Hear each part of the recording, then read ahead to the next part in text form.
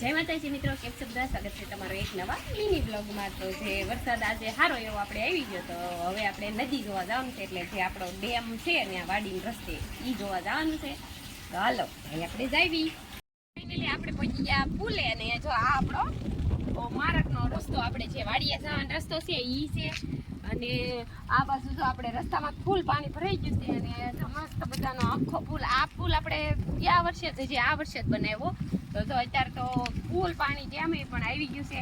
નકર તો અહીંયા બેઠલું આમ ખાલી રોડ જ હતો. તો મસ્ત આ બાજુ પાણી આપણું ભરાઈ ગયું છે. અને માંડવી કેવી મસ્ત દેખાય વાતાવરણ. અને જો સારો એવો વરસાદ આવી ગયો એટલે આપણે વાડીએ જવાનો રસ્તો આ રહ્યો એ સાવ બંધ થઈ ગયો.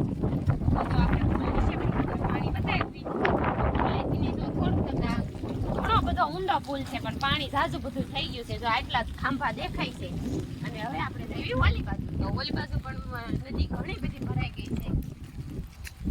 તો જો મસ્ત એવો વરસાદ સારો એવો આવી ગયો. જોજો છત્રી ઉડી ન જાય.